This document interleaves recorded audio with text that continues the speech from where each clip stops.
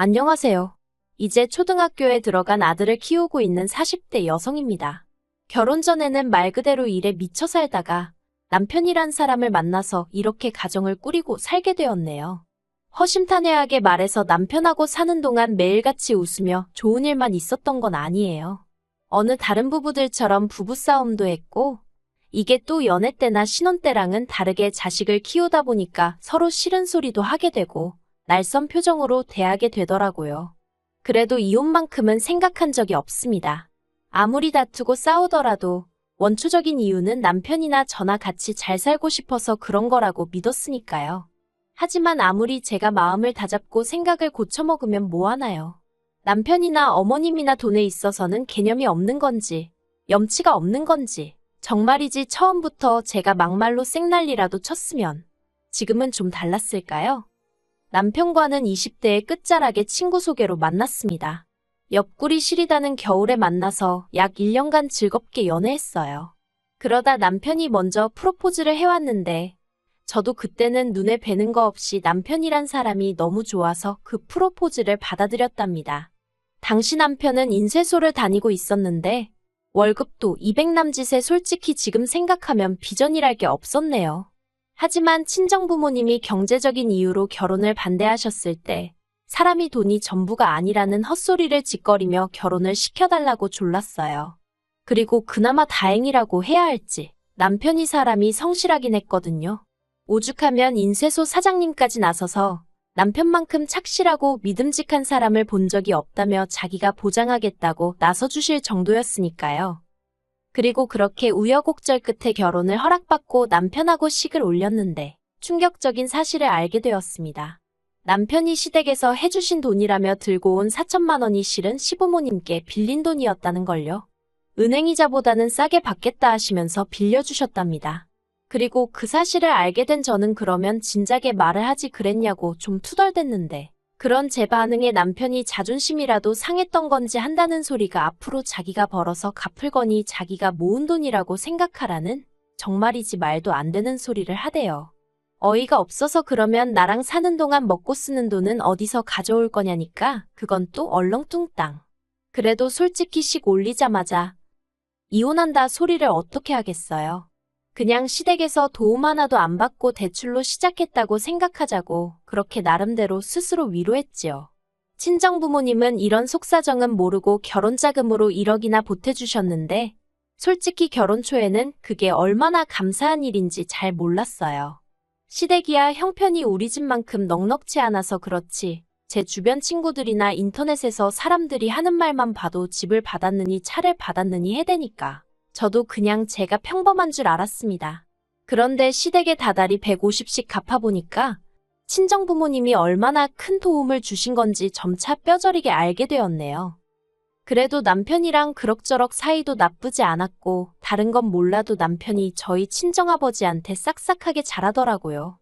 자기 쉬는 날 친정아버지 사무실로 찾아가서 장인어른한테 점심 얻어먹으러 왔다는 너스레도 떨고 또 저희 남편은 운동이라면 질색팔색을 하는데 저희 아버지가 산에 다니시는 걸 무척 좋아하시거든요. 그러니까 그걸 일요일 아침마다 꾸역꾸역 따라가대요. 그러니 솔직히 미운 구석이 많긴 했어도 또 한편으론 고마운 마음도 있었어요. 그러다 재작년 가을쯤인가 남편이 일하던 인쇄소가 문을 닫게 되었습니다. 남편은 평생 일이라곤 인쇄소에서 배운 게 전부였다 보니 어쩔 줄을 몰라 하더라고요. 그리고는 다른 집 가장들처럼 대리라던가 배달이라던가 소위 진입장벽이 낮은 일부터 손떼기 시작했어요. 그런데 솔직히 대리고 배달이고 요새 속된 말로 돈을 뭐 날로 버는 일이 있기나 한가요? 인쇄소는 그나마 고정된 거래처도 있고 하니까 그럭저럭 운영이 되었던 건데 그것도 사장이 몸져 누워버리니 직원 보고 주문 넣어주는 거래처는 없더라고요. 그리고 남편은 남편대로 한번 살아보겠다고 이일저일 부딪히다가 한 달 정도 지나니까 뭐랄까 자포자기한 듯한 눈치였달까요. 솔직히 남편 기죽을까봐 제가 터놓고 말은 못했지만 옆에서 지켜보는 제 스트레스도 이만저만이 아니었습니다. 애는 학교에 들어가야 되지. 그러면 돈 들어가는 일은 지금의 곱절에 곱절로 늘어날 게 뻔한데. 그리고 결국 이 상황을 눈치채신 친정아버지가 한 가지 제안을 하셨습니다. 남편더러 당신을 쫓아다니며 일을 한번 배워보겠느냐고요. 저희 친정아버지는 20년 넘게 인테리어 사무실을 운영하고 계십니다. 저도 아버지 사무실에서 도배며 뭐며 자빌부터 배우다가 지금은 주로 사무실에서 손님들 의뢰받고 견적내고 그런 일을 하고 있어요. 그리고 친정아버지께서는 어차피 제가 물려받을 사무실이니 이참에 사위인 제 남편도 배워두면 나중에 도움이 되지 않겠나 생각하신 것 같더라고요. 그리고 다행이라고 해야 할지 남편도 흔쾌히 좋다 하며 바로 이튿날부터 저희 친정아버지 회사로 출근하기 시작했습니다. 길다면 길고 짧다면 짧은 몇 주 동안 처져 있던 남편의 모습을 보다가 모처럼 의욕이 넘치는 모습을 보고 있으니 저도 덩달아 기분이 좋더라고요. 그리고 남편은 자기 특유의 성실성과 착실함으로 친정아버지가 알려주는 크고 작은 기술부터 노하우라고 해야 할지 모든 걸 하나씩 차근차근히 배워갔습니다. 다만 문제는 저도 같이 사는 동안 어느 정도 느끼고는 있었지만 집이 아닌 사무실에서 남편을 지켜본 결과 남편은 스스로에 대한 자신감이 엄청난 사람이더라고요. 그래서 막말로 자기가 맡은 일이나 똑바로 하면 되지. 잘났다고 다른 기술자분들이 해놓은 일을 굳이 들여다보고는 아는 척을 해대기 일쑤였습니다. 이렇게 하면 비뚤어지지 않냐? 이렇게 하면 단선될 것 같다. 처음에는 같이 일하는 기술자분들 모두 그런 남편의 모습을 귀엽게 봐주셨어요. 좀 배웠다고 까부는 것 좀 보라면서요. 그런데 이게 하루 이틀이 아니라 거의 매일같이 반복되니까 솔직히 잔소리 듣기 좋아하는 사람이 세상 천지에 어디 있겠어요? 하물며 하룻강아지가 법무서운 줄 모른다고 기어오르는 꼴이었으니 결국 기존에 일하시던 기술자분들이 같이 일을 한 해 못한 해 소리가 나올 지경이었습니다. 경력이 1, 2년도 아니고 중에는 저희 아버지보다도 오래 하신 분도 계셨으니 한마디로 남편이 미움을 사고도 남을 만한 상황이었지요. 제가 중재를 하는 것도 정도가 있었고요. 그래서 결국 친정아버지가 남편을 불러 호되게 한 말씀 하신 눈치였습니다. 친정아버지가 저더러 서운해하지 말라며 귀뜸해 주시기를 사업이라는 게 나 하나만 잘나서 되는 게 아니고 같이 일하는 사람들 기분도 헤아려주고 또 그 사람들이 하는 일을 존중해주고 그래야지. 그래야 모든 게 제대로 굴러가는 법이다. 솔직히 어떻게 보면 기본 중에 기본인 이야기인데 남편도 사회생활을 1, 2년 한 게 아니었는데 그런 소리를 들었으니 기분이 좋진 않았을 거예요. 하지만 이런 일이고 어쨌든 자기가 배우는 입장에서 와이프로서 이렇게 말하면 냉정하다 하시겠지만 저리 싫으면 중이 떠나야지 별 수 있나요? 친정아버지와의 독대 이후로 남편은 눈에 띄게 말수가 줄었고 행동도 조심하는 눈치였습니다. 그런데 정말이지 앞에선 그래놓고 뒤로 제 뒤통수를 칠 줄은 몰랐네요. 남편이 일을 시작한 지 1년쯤 되었던 시기였어요. 시부모님이 살던 집을 팔아서 더 큰 평수의 전세로 들어가신다는 거예요. 솔직히 두 분이 사시는데 굳이 자가를 정리하고 전세로 그것도 큰 평수로 뭐하러 이사를 하시나 하는 생각은 들었지만 제가 보태드릴 것도 아니니 별말은 안 하고 그러시냐 했습니다. 그런데 그 큰 평수가 자그만치 50평이란 이야기를 들었을 땐 정말 깜짝 놀랐어요. 서울도 아니고 40년 된 아파트라서 전세가가 낮다고는 했지만 그래도 좀 말이 안 된다는 느낌이었지요. 게다가 시부모님은 아파트가 너무 오래되었다면서 리모델링 이야기를 꺼내셨습니다. 마침 당신 아들이 그쪽에서 일을 하니 너무 잘 되었다면서요. 정확히 말하자면 어머님 아버님의 사돈인 저희 아버지가 그쪽에서 일을 하시는 거고 어머님 아들은 그저 배우며 월급까지 받아가는 중이라고 정정해드리고 싶은 마음이 굴뚝 같았지만 그 또한 굳이 말은 하지 않았네요. 아무튼 그래서 얼결에 시부모님이 이사하실 집 견적을 내드리게 되었는데 평수가 평수다 보니 아무리 싸게 먹여도 4천은 거뜬히 넘더라고요. 그래서 제가 4천이라고 하니까 어머님이 너무 비싸다며 난색을 표하셨습니다. 아무리 그래도 그렇지 시부모를 상대로 장사를 하려드냐고요. 막말로 제가 어머님더러 저희 아버지 사무실에다 의뢰를 하시라 한 것도 아닌데 굳이 저희한테 의뢰를 하셔놓곤 남겨먹네 어쩌네 말씀을 하시니 어이가 없대요. 그래서 제가 어머님더러 그러면 다른 곳들도 가보시고 견적도 내보시라 했어요. 직접 비교해보시고 그래도 굳이 저희한테 하셔야겠으면 그때 얘기해달라고요. 그런데 저희 어머님도 성격이 특이하신 건지 죽어도 다른 데에다 견적은 안 내보시는 겁니다. 오죽하면 제가 신우한테도 전화를 해서는 어머님 댁 리모델링 좀 다른 곳에다 물어보라고 나는 나대로 부담스러워 죽겠다는 소리까지 했다니까요.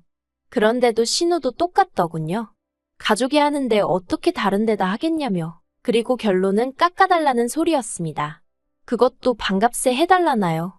막말로 반값으로 후려쳐버리면 인건비도 안 나온다 안 된다 저도 딱 잘랐습니다. 그랬더니 남편까지 나서서 한다는 말이 그럼 자기가 월급을 안 받겠대요. 어이가 없어서 당신이 이달 월급을 안 받으면 우리 생활비는 뭐로 하냐 하니까. 그러면 자기더러 어쩌라는 거냐면서 오히려 급기야 저한테 화를 내는 게 아니겠어요? 그리고 집이고 사무실이고 가릴 것 없이 이 일로 계속 부딪히다 보니 결국 친정아버지도 그렇고 기술자분들도 상황을 어느 정도 눈치를 채셨지요. 그래서 결국 친정아버지께서 시어머니가 이사하실 집을 방문하시고는 어차피 전세인데 못하러 그 비싼 돈을 들여서 이 오래된 집을 고치려고 하시냐며 일단 도배랑 장판만 해보시라고 설득을 하셨어요. 도배랑 장판만 하고 정 모하면 샤시 정도만 교체하시라고 그것만으로도 보기에는 훨씬 깔끔해 보일 거라면서요. 그리고 돈은 정말 들어가는 원가만 딱 받겠다 하셨답니다. 그러자 어머님도 더는 억지를 쓰지 못하신 눈치더라고요. 그런데 황당하게도 남편을 통해서 어머님이 보내오신 돈은 저희 친정아버지가 안내한 금액의 절반밖에 되지 않았습니다. 예를 들어 저희 아버지가 내신 견적이 1,000만 원이었다면 500만 원만 보내오신 거예요. 그리고는 하시는 말씀이 당신 아들을 보내랍니다. 아들이 엄마한테 돈을 받겠냐면서요. 아주 결혼할 때부터 뭐든지 계산만 했다 하면 당신들 입맛대로. 저번에 남편이 자기가 월급을 받네 안 받네 헛소리를 하더니 다 어머님하고 얘기한 바가 있구나 싶어서 어처구니가 없고 동시에 친정아버지 얼굴을 어떻게 보나 싶더라니까요. 그리고 아니나 다를까 친정아버지도 이 이야기를 들으시곤 아주 고개를 절레절레 내저으시더니 그냥 이번엔 그렇게 하고 저더러 다음부턴 시댁하고 이론 한 푼 엮이지 말라 하시대요. 그래서 그 돈 받고 남편 혼자 보냈습니다. 남편은 남편대로 입이 대빨 나왔었는데 왜냐하면 친정아버지가 사돈 양반이 그리 말씀하셨으니 이달 월급은 못 준다 하셨거든요. 그런데 그 일이 있고 얼마 지나지 않아 집안이 발칵 뒤집어졌습니다. 남편이 혼자 가서 일을 아주 개떡으로 해놓고 왔더라고요. 샤시도 엉망으로 설치하고 도배는 다 뜨고 장판은 울고 어찌나 어머님이 화를 내시던지 불이 나게 찾아가서 저도 제 눈으로 보고 왔는데 한마디로 맙소사대요. 어머님은 집안꼴을 이래놓으면 어떡하냐면서 저희 친정아버지더러 물어내라고 억지를 쓰기 시작하셨습니다. 하지만 그때는 저희 친정아버지도 그동안 참아오신 것도 있고 하여 화가 많이 나신 상황이었어요. 그래서 환불은 무슨 환불이냐.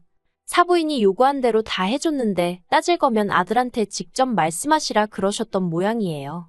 그러자 이제 어머님은 저희 친정아버지더러 앞길 창창한 당신 아들 데려다가 일도 하나 제대로 안 가르쳤다고 막말을 하시더군요. 폐인될 뻔한 거 사람 구실하게 만들어준 저희 아버지한테 말이에요. 저도 도무지 참을 수가 없어서 어머님더러 무슨 말씀을 그렇게 하시냐고 받아쳤습니다. 친정아버지가 어른들끼리 이야기하는 자리니 저더러 끼지 말라셨지만 말도 안 되는 어머님 억지를 상대하는 건 저 하나면 족하지 친정아버지까지 당하게 할 순 없었거든요. 그리고 결국 이 싸움은 저와 남편의 싸움으로 번졌습니다. 남편은 어머님을 옹호하기에 급급했을 뿐 저희 아버지한테 말이라도 죄송하단 소리 한마디를 안 하더라고요. 그리고는 급기야 이럴 거면 이혼하네만의 소리까지 나왔습니다.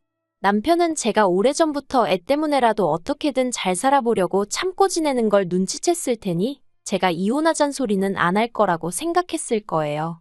하지만 이혼하자는 남편의 말에 그러라고 저도 맞불을 놨습니다. 아니 오히려 제가 죽어도 이혼을 하겠다고 했어요. 막말로 번듯한 친정 있고 제가 능력이 없는 것도 아니었는데 애 하나 키우면서 못 살겠나 싶더라고요. 그런데 정말 어이가 없었던 건요. 남편이 저랑 이혼한 이후로도 밖에서는 마치 자기가 저희 아버지랑 일하는 것처럼 자기 스스로를 전문 인테리어 업자라고 소개하고 다녔다는 사실이에요. 저희 아버지 회사 이름을 팔면서 말이에요. 이혼까지 한마당에 그 꼴을 두고 볼 수는 없었습니다. 막말로 일이나 잘했으면 모르지만 일도 개판을 쳐놓은 건지 아무 상관도 없는 저희 아버지 사무실까지 쫓아오는 사람들도 여럿이었거든요. 그래서 남편을 명예훼손 및 개인정보 도용 그리고 그 밖에 여러 가지 이유로 고소했습니다. 지금 진행 중이에요. 애를 보고 있으면 엄마니까 다 당연히 미안해요. 가끔은 내가 중간에서 뭔가 놓친 게 있던 건 아닐까 하는 후회 아닌 후회도 되고요. 하지만 어쩌겠어요. 참고 살았다면 결국 제가 제 스트레스를 견디지 못하고 어떻게 되어버렸을지도 모르겠다 싶은걸요. 그리고 다행이라고 해야 할지, 남편이 빠져나간 이후로 다시 아버지 사무실에는 생기가 돈다고 해야 할지, 같이 일하던 분들 모두 손발이 잘 맞으니 업무도 잘 돌아가고 덕분에 손님도 늘어나더라니까요. 인생은 새옹지마라더니 막상 이혼하기로 한 이후로 솔직히 어디다 말은 못했지만 이런저런 걱정이 많았는데 이렇게 하루하루 잘 지내는 제 자신을 보면 놀랍기도 합니다. 앞으로 남편과 남은 문제 하루빨리 해결하고 지금보다 더 잘 지낼 수 있으면 좋겠다는 바람뿐이에요.